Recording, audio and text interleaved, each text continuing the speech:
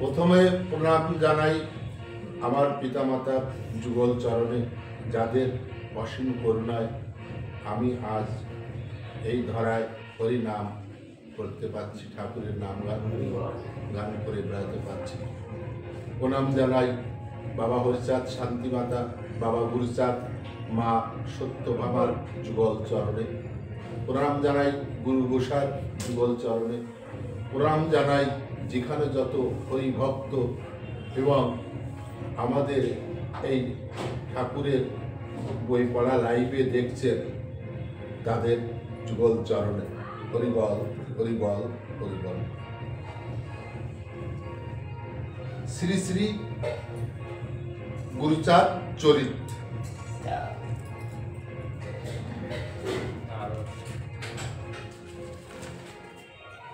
তিনি কি বলিলেন? আজকে সপ্তম দিনের পাঠ, 572 পৃষ্ঠা। হেনকালে এক ডাল নোয়াইয়া বলদার বুকের কাছে রহিল থামিয়া, সোনার মোহর এক তাতে ঝুলে রয়, বলদা ভাবিল হরি মরে কড়ি দেয়। এই যে এদিকে বলদার মাস হয়ে গেছে, আর ওই হরি মন্দির ঢুকে ওই হরি ঠাকুরের পুজো করবে, আর হরি ঠাকুরে বলছে শোনো তোমার পুজো করবো, কিন্তু মাস গেলে আমার মাইনে দিতে হবে। হ্যাঁ, এখন ওই মাইনে মাস হয়ে গেছে, এখন বলছে আমার 3 দিনের ছুটি দিতে হবে, আমি বাড়ি যাব। ওই যে বলদিরে কথা দিয়ে এসছে যে মাস অন্তর একবার তোমার সঙ্গে আমি দেখা দিয়ে যাব, ঠিক আছে? এখন ও 3 দিনের ছুটি মানিছে। এখন ও ঠাকুরের কাছে বলছে আমার পয়সা দাও, মাসে মাইনে দাও। তখন কি করছে? হেন কালে একটা ডাল এলো নোয়াইয়া ওই বলদার সামনে ঝুলে, তাতে সোনার মোহর ঝুলতেছে, ঠিক আছে? এখন বলদা কি ভাবলো? তাহলে এই মনে হয় আমার মাসের মাইনা ঠাকুর আমাকে হরি ঠাকুর দিল, ঠিক আছে? এদিকে দেখো কত চিন্তাধারা। বলদি যখন ওকে বললো যে এই সমস্ত ছল চাতুরির ভিতর যাইয়ে দরকার নেই, তোমার দাদা জমি জমা আত্মসাৎ করে নিতে চাইছে, তারে দিয়ে দাও, ওই দালালদের খপ্পরে পড়ে লাভ নেই। আমরা কাজ করি, দুজন যেখানে খুশি যেয়ে কাজ করে খাবো, আর নয় তুমি যাও, যাইয়ে সহজ কাজ আছে সেই কাজ করো।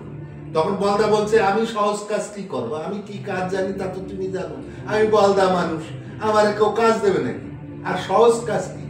তখন বলদি কি বললো, কেন আমরা যদি কারোর বাড়ি বাসায় থালা বাসন মেজে দিই বা কারোর বাচ্চা রেখে দিই, এতে তো কষ্ট হবে না, তা তুমি এক কাজ করো, শহরে যাও। বলদা যখন শহরে রওনা দিল, মাঝামাঝি পথে এসে বলদার হঠাৎ মনে পড়লো যে আমি শহরে যাবো কি জন্য? শহরে গেলে আমি বল আমার কিনা কাজ দেবে, বলতে কেউ কাজ দেবে, তার থেকে আমি এই জঙ্গলে যাই। তখন ওই বলদা ওই জঙ্গলের ভিতর দিয়ে হাঁটছে, হাঁটতে হাঁটতে হাঁটতে হাঁটতে এদিকে বলদা কিন্তু খুব একনিষ্ঠ হরিভক্ত, ওর মনের ভিতর সবসময় হরি নাম। হাঁটতে হাঁটতে কিছু দূর ঢুকে যেয়ে দেখে একটা মন্দির পড়ে রয়েছে। মন্দিরে কোনো লোকজন নেই, ধারে কাছে জীর্ণতর অবস্থায় পড়ে রয়েছে। ও তখন ওই মন্দিরের ভিতর ঢুকেছে, ঢুকে দেখে ঠাকুরের বিগ্রহ রয়েছে, সব থালা বাসন এটা ওটা সবকিছু রয়েছে। তখন ও মনে ভাবছে তাহলে আমি আর কোথাও যাব না, আমি এইখানে বসে এই ঠাকুরের পুজো করব, আর মাস গেলি ঠাকুর আমার মাইনে দেবে। ও মনে নিজে নিজে বলতেছে ঠাকুরের যে ঠাকুর আমি তুমি আমার মাস গেলি মাইনে দিবা, কিন্তু আমারে মাসে একবার করে ছুটি দিবা। এই সেই পয়সা কিভাবে ঠাকুর ওকে দিচ্ছে দেখো। ছুটি যখন নিয়েছে, পয়সা যখন চাইছে, একটা ডালের মাথায় সোনার মোহর এসে ওর সামনে ঝুলতেছে, আর ও ভাব দিছে এই মনে হয় আমার ঠাকুর আমাকে মাইনে দিল। সোনার মোহর বলদা খসাইয়া রাখিল, হরি হরি হরি বলে গৃহেতে চলিল। এদিকে বলদি সতী সারা মাস ধরে সর্বদা প্রার্থনা করে, কর জোর করে আমার পতিরে রক্ষা কর দয়াময়, না জানি আমার পতি রয়েছে কোথায়। চাকরি করিয়া পতি যেন অর্থ পায়, পাক না বা না পাক টাকা সুস্থ যেন রয়। আমার স্বামী বাড়ি থেকে দেখো যোগিনী রূপে ঠাকুরের কাছে প্রার্থনা করছে যে আমার স্বামী এই 1 মাস বাড়িতে নেই, বাইরে কাজে গেছে, যেখানে যে অবস্থায় থাকে আমার স্বামী যেন ভালো থাকে এবং যেন মাইনে পায়। যদি মাইনে না পায় উনি যেন শরীরে সুস্থ থাকে। এই হইছে নারীর কর্তব্য। ঠিক আছে, মাসগত সতী নারী পথ পানে চায়, হেন কালে সে বলদা আসি আয়ু উদয়। পুজিয়া পতি পদ পরম পুলকে জিজ্ঞাসা করিল প্রভু আসিল তো সুখে। স্বামী এসছে, স্বামীর ভাই প্রণাম করে জিজ্ঞেস করছে, স্বামী তুমি আসিলে তো সুখে? বলদা বলিল তারে সব বিবরণ, শুনিয়া বলদির তবে ঝরিল নয়ন। অতঃপর পতি পত্নী সেই মন্দিরে যায়, দুইজনে পূজা করে মহা সুখে রয়। তাই এই জগতে যার কেউ নেই তার হাসে হরি। আর দেখবা হরি কখন আসে জানো? তোমার সুখের সময় আসে না। কেন আসে না জানো? সুখের সময় তুমি হরিকে ডাকো না, ঈশ্বরকে ডাকো না। এই তার চাক্ষুষ প্রমাণ রয়েছে হরিপাল। হরিপালের সুখের সময় কিন্তু হরিপাল হরিকে ডেকে পায়নি। হরিপাল যখন বাঘের মুখে ছেড়ে দিয়েছিল তখন এক মনে এক ধানে হরিকে ডেকেছিল, তাই হরি দেখা দিয়েছিল। বিপদে পড়েছিল তাই। আমরা কি করি? যখন বিপদে পড়ি তখন আর কেউ আমাদের পাশে আসে না, তখন বলি ঠাকুর আমারে বাঁচাও, তাই না? তখন ওই বাবারে বলি, নো বাবা তুমি আমারে যে বাঁচাও, এ ভাই তুই আমারে বাঁচা, কই না, কই ঠাকুর তুমি আমারে বাঁচাও। তা বিপদে না পড়লি ঠাকুর আসে না, ডাকাও হয় না, ডাকাও হয় না। এখন দাও কত সুন্দর এই বলদি আর বলদা দুইজনে মিলে এখন চলে গেছে ওই হরি মন্দিরে। এখন ওই হরি মন্দিরে দুইজনে মিলে পুজো করতেছে, সুখে জীবন যাপন করতেছে।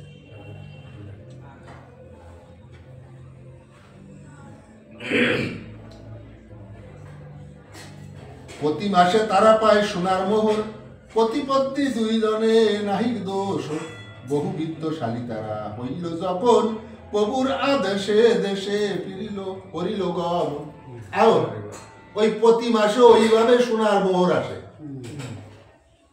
হ্যাঁ, এখন এই করতে করতে যখন বেশ পয়সা অর্থশালী হয়ে গেল তখন ঠাকুরের নির্দেশে ওরা দেশে গমন করবে।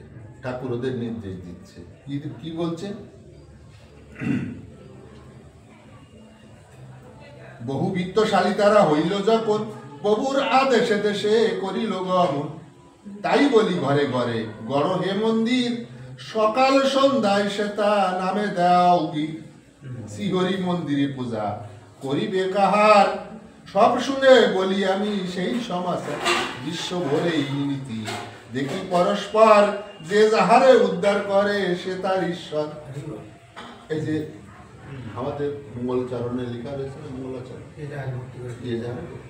সে তার ঈশ্বর। এখন এই যে ভক্তি বল, এই ভক্তি বল হচ্ছে আসল বল, আসল বল, কারণ আর কিছু না। আজকে আমার ভক্তিতে আমি উদ্ধার হব, আমার ভক্তিতে আমি উদ্ধার হব। ধরো আমি এই গোপালদারে গুরু মেনেছি, আমি গুরু মেনেছি, আমিও জানি গোপালদার মুখের কথায় কোনো কাজ, গোপালদাও জানে আমার মুখের কথায় কোনো কাজ। তাহলে আমি যখন গোপালদাকে গুরু মেনেছি, তাহলে আমি বিপদে পড়লে কোথায় যাব? গোপালদার কাছে যাব, যে বলবো গোসাই বাবা আমার এই বিপদ হয়েছে, আমাকে তুমি বাঁচাও, তাই না? তখন গোপাল দা আমাকে কি বলবে যে বাবা আসিস তো, তাহলে এক কাজ কর, আমার কি ক্ষমতা আছে, ঠাকুরকে ডাক, ওই এক কাজ কর, সন্ধ্যেবেলায় 8 ঘন্টা করে মন্দিরের সামনে ঠাকুরের নাম করবি, খাটনি দিবি, আর ভোরবেলায় 8 ঘন্টা করে ঠাকুরের নাম করবি আর খাটনি দিবি, দেখবি করে এই রোগের থেকে উদ্ধার হয়ে যাবে। আমি বাড়ি এসে কি করলাম, আমার গুরুদেব গোপাল গোসাই আমাকে বলেছে, গোসাই গুরুদেব যখন বলেছে সঠিক কথাই বলেছে, আমি এই কাজ করলে উদ্ধার হয়ে যাব। আমি কিন্তু ওই ভক্তি বলে ওই ঠাকুরকে ওইভাবে ডেকে খাটনি দিয়ে ভালো হয়ে গেল। তাহলে কিসে ভালো হলাম? গোপালদার ভক্তিতে হলাম না, আমার ভক্তিতে আমি ভালো হলাম। তাই ভক্তি বল এমন একটা মম পিতা হরিচাঁদ ক্ষীরোদীশ্বর, দয়া করে এ জগতে হলো অবতার। দলিত পীড়িত যত পতিত পা মানব, তার কৃপা গুণে রক্ষা পাইয়াছে সব। তার পূজা করো সবে, তার ভক্ত হও, শ্রীহরি মন্দিরে তার মূর্তি সাজাও। এই যে দেখো, এই যে গুরু স্যার হরিচাঁদ ঠাকুর বলে গেছে যে আমাকে আর গুরু স্যারকে যে আলাদা দেখবে তার কুম্মিরি পেটে মরণ। আমু যা হরিচাঁদ আমার হাতে দুজনকে আলাদা দেখলে তার কুম্মিরি পেটে মরণ। কিন্তু এই যে গুরুচাঁদ ঠাকুর কোনদিন নিজের জাহির প্রকাশ করেন, উনিও তো ভগবান। উনি সারা জীবন তার পিতার দোয়াই দিয়ে গেছে, পিতার নাম করে গেছে, বই নিজের নাম কোনোদিন বলেনি, করেনি। আর আমরা যদি একটা সুস সবে ধরা শিখি, সুতো পুরা তো দূরের কথা, তাহলে 20 গ্রামের লোক শুনতে জানতে পায় ওই একজন গোসাই হইছে। বর্তমান মতুয়া সমাজটা আমাদের এখন তাই এই পথে পরিচালিত হচ্ছে। তাহলে এই ভক্তি জগৎটা কোথায় গেছে? এই যে গুরুচাঁদ ঠাকুর যা বলছে আমরা কি তাই করছি? আর যদিও করে থাকি, তার ভিতর 100-র ভিতর 100 রয়েছে আমার ব্যক্তিগত স্বার্থ।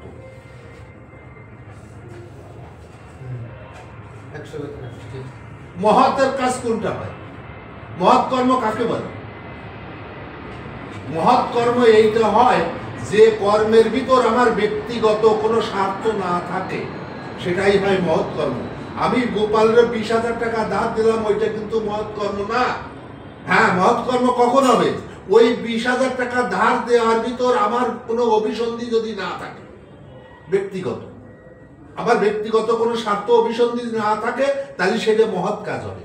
আর আমার যদি কোনো মতে কিঞ্চিত স্বার্থ জড়িয়ে থাকে, ওইটা আর মহৎ কাজ হলো না।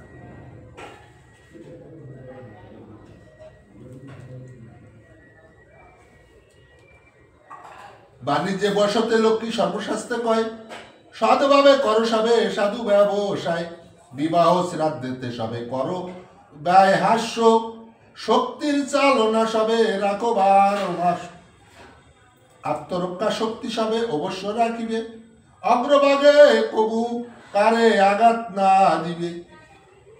কি বলছে? আত্মরক্ষা করার অধিকার সবার আছে, কিন্তু কাউকে আঘাত করো সহজ আঘাত করার উচিত না। তোমার আত্মরক্ষা করার জন্য যতটুকু ততটুকু করো। কেহ যেন নাই হও গোলামের জাতি, চিরকাল হাল গরু থাকে যেন সাথী, হাল গরু ছাড়া কিন্তু বুদ্ধি সর্বনাশা, সকলের রক্ষাকর্তা হাল চাষা।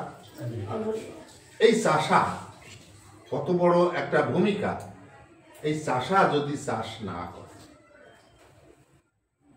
তাহলে আমরা খাবো বাঁচবো কি করে? মাটি থেকে উদ্ভিদ, উদ্ভিদ থেকে ফল, ফল থেকে রক্ত। আমরা খাই, তবে আমাদের শরীরে রক্ত। এখন এই চাষা যদি উদ্ভিদ তৈরি না করে, তাহলে আমরা খাও কি? উদ্ভিদ বা হবে কি করে, আর ফল বা আসবে কি করে? তাহলে ওই জন্যই এই হাল চাষকে ঠাকুর বরাবর মান্য দিয়ে গেছে, চাষাদের মান্য দিয়ে গেছে, চাষি লোকেদের খুব ভালোবাসত। তাই বলছে যে হাল গরু ছাড়া কিন্তু বুদ্ধি সর্বনাশা, সকলের রক্ষাকর্তা হাল চষা চাষা।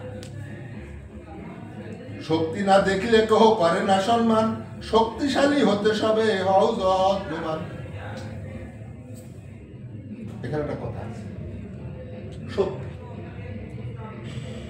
শক্তি শক্তি। আমি তোমাকে মানব না, তোমাকে মানব না।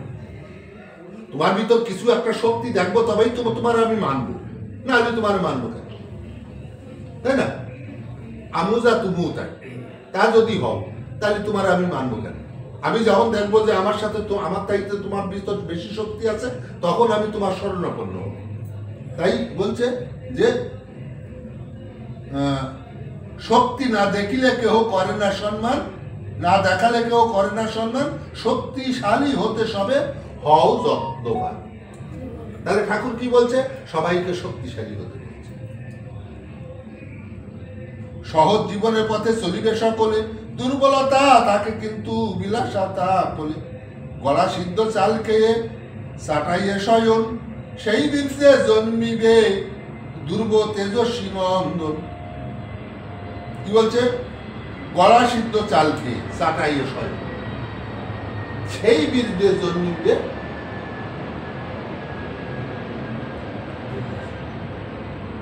ধ্রুব তেজস্বী নন্দন।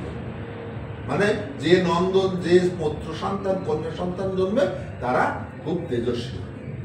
তাই ঠাকুর কোন সময় পালককে শুইতে কই, আর ওই কাড়ানো চাল খাইতে বলে না, গড়া সিদ্ধ চাল। বুঝেছো? আর আমরা তো তার দ্বারে কাছেও যাইনি, সে কথা বলে তো লাভ নেই। ধনহীন বিদ্যাহীন যারা এইভাবে, রাজনীতি ক্ষেত্রে তারা শান্তি নাই পাবে।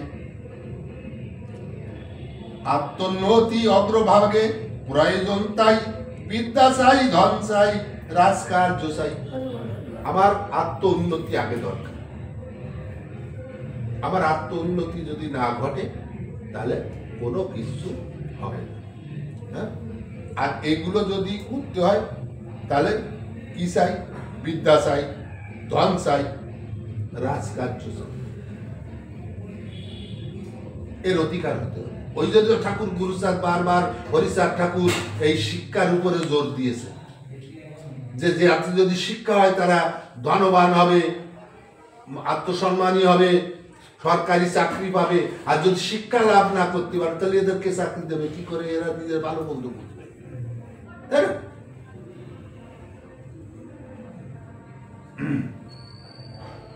দুর্বলে সবলে যদি করিবে মিলন, সবলে বাড়িবে বলে দুর্বলের মরণ।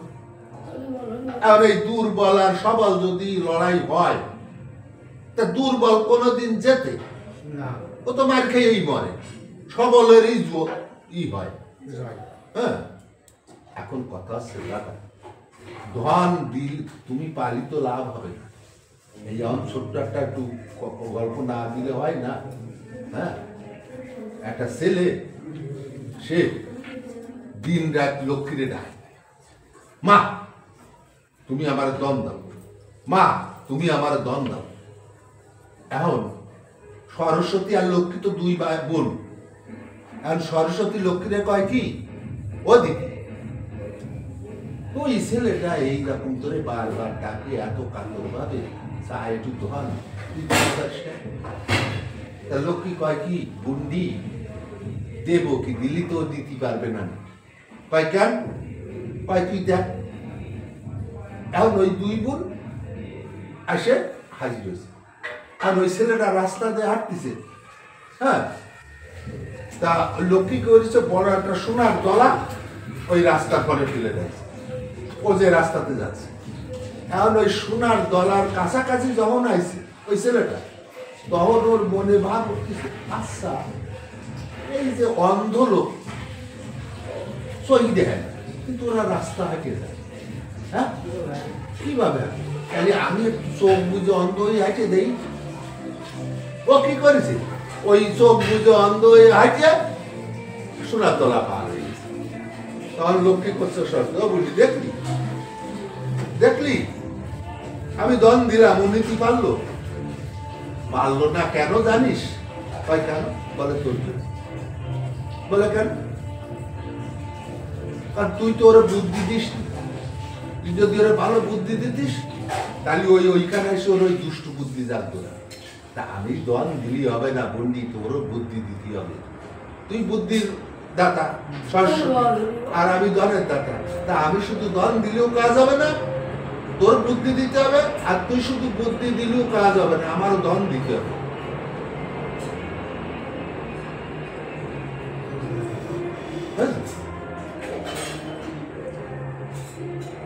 তাই এখানে কি বলছে, এই শিক্ষা যদি না থাকে তাহলে বুদ্ধি আমাদের আসবে কোথা দিয়ে? অল্প নিদ্রা মানবের সুখের কারণ, মৃত্যুঞ্জয়ী এইভাবে অতন্দ্র যে নিশাকালে খড়গ হস্তে উগ্রচণ্ডা ধায়, নিদ্রায় অবশ দেবা তারে করে